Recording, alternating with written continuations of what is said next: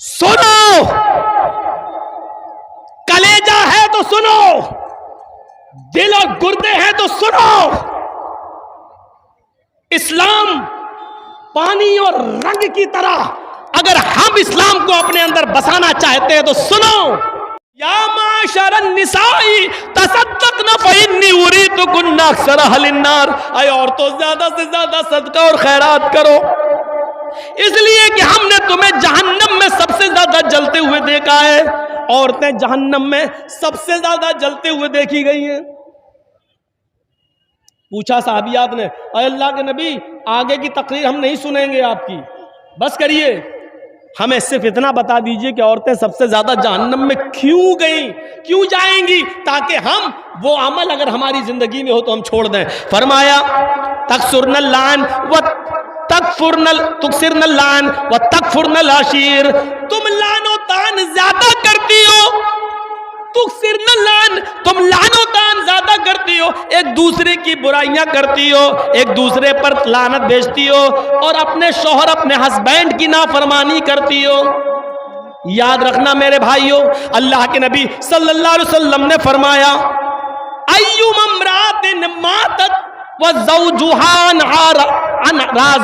عنہا راضٍ. جو عورت مر گئی، جس عورت کا انتقال ہوا اور انتقال کے وقت اس کا پتی اس سے خوش تھا، اس سے راضی تھا، تو وہ عورت جنت کے اندر داخل ہوگی. میری ماں بہنیں پہلی بات تو سن نہیں رہی ہیں، اور جو سن رہی ہیں وہ سن لیں. اللہ کے نبی نے جنتی عورت کی پہچان بتائی. ایوم امرات ماتت، جو عورت مر جائے، انتقال کر جائے، لیکن انتقال کرتے وقت اس کا پتی، اس کا ہسبینڈ اس سے راضی تھا، اس سے خوش تھا، فدخلت الجنہ، تو یہ عورت جنت کے اندر جائے گی. لیکن اس کے الٹے بھی فرمایا کہ جو عورت مر گئی اس حال میں کہ اس کا پتی اس سے راضی نہیں تھا، اس سے خوش نہیں تھا، تو وہ کتنی بڑی نمازی ہو، چاہے تہجد کی نماز ہی کیوں نہ پڑھتی ہو، وہ جنت کے اندر داخل نہیں ہو سکتی. چاہے کتنی روزے دار ہو، وہ جنت کے اندر نہیں جا سکتی ہے. میرے پیارے ساتھیوں، ہمیں اپنی بیٹیوں کو یہ تعلیم دینا چاہیے تاکہ وہ جب گھر سے جائیں، سسرال میں جائیں، تو وہ اپنے پتی کو عزت کی نظر سے دیکھیں اور ان کو خوش رکھنے کی کوشش کریں. میرے بھائیوں، ہم نے یہ تعلیم نہیں دی ہے، اپنی بیٹیوں کے ہاتھ میں موبائل دے دیا ہے. ہماری بیٹیاں موبائلوں میں ڈرامے دیکھ رہی ہیں، اور جیسے بتایا جا رہا ہے اس طریقے سے آج وہ اپنے پتیوں کے ساتھ اپنی زندگی گزار رہی ہیں. ہم نے مذاق سمجھ رکھا ہے اسلام کو.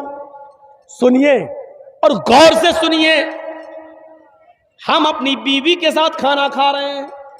سن لو، آج مسئلوں پہ آ گئے ہیں اور میرا دماغ اب ادھر پھر گیا ہے، تو اب سنیے آپ. ہم اپنی بیوی کے ساتھ، ایک مثال ہے، آپ بھی سنیے، ہم اپنی بیوی کے ساتھ کھانا کھا رہے ہیں، اور کھانا کھاتے ہی کے دوران ہماری بیوی کی بہن، سالی، بیوی کی بہن گھر میں آ جاتی ہے، اور میری بیوی اپنی بہن کو کہہ رہی ہے آؤ آؤ تم بھی کھانا کھا لو، آؤ آؤ کوئی بات نہیں آؤ، اور سالی بھی بیٹھ گئی. سنو، کلیجہ ہے تو سنو، دل اور گردے ہیں تو سنو. اسلام پانی اور رنگ کی طرح اگر ہم اسلام کو اپنے اندر بسانا چاہتے ہیں تو سنو.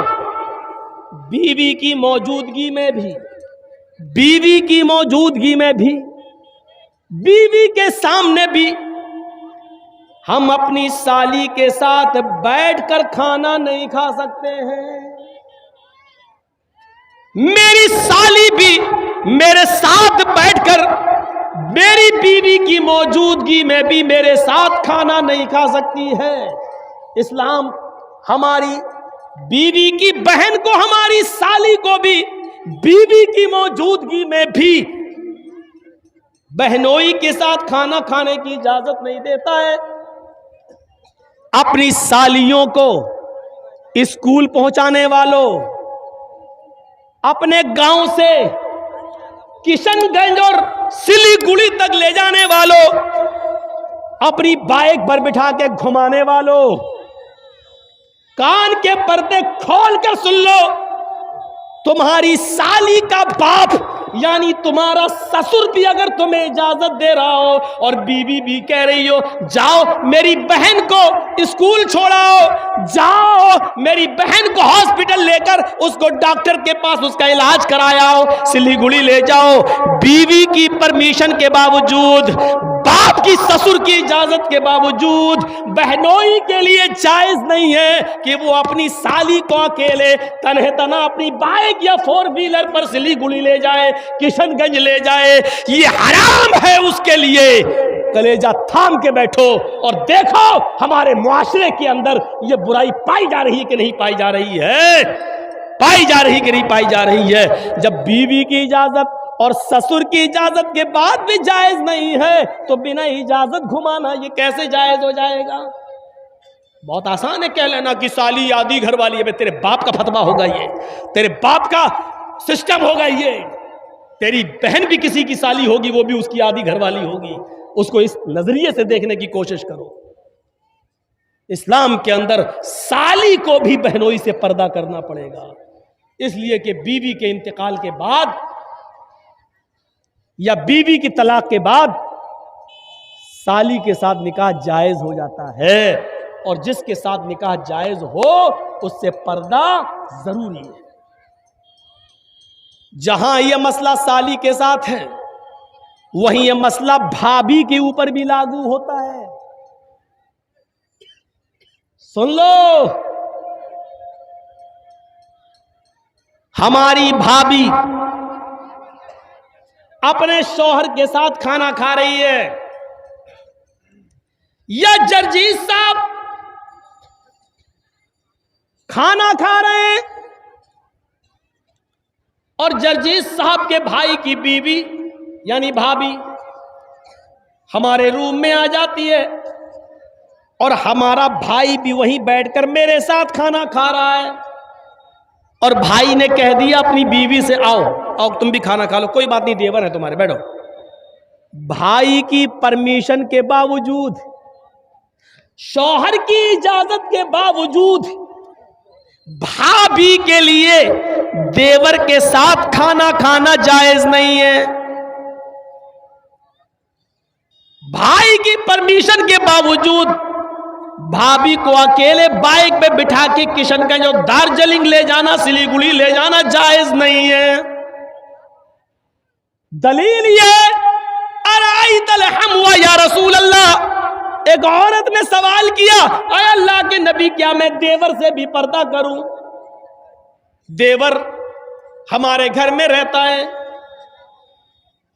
جوائنٹ فیملی ہے، آنا جانا لگا رہتا ہے، کیا میں دیور سے بھی پردہ کروں؟ تو اللہ کے نبی نے فرمایا ہاں، محلے کے دوسرے لوگوں سے کبھی کبھی بے پردگی ہو جائے چلے گا، محلے کے دوسرے لوگوں کے سامنے کبھی چہرہ کھل جائے چلے گا، الحم الموت، لیکن دیور سے ہر حال میں پردہ کرنا ہے، کیونکہ دیور تو موت ہے بھابھی کے لیے۔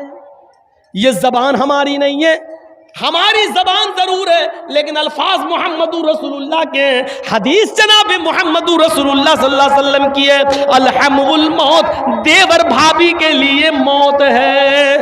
اب اندازہ لگاؤ جو موت ہو وہ موت کیسے بھابھی کو لے کے جا سکتا ہے اپنے گھر سے باہر؟ صاحب میرے بھائی نے اجازت دے دی، یہاں بھائی کی اجازت نہیں چلے گی، یہاں شریعت کا حکم چلے گا، شریعت کا حکم۔ ہم ان چیزوں پر غور کریں، سوچیں کیا اسلام کے ساتھ ہمارا تعلق یہ ہے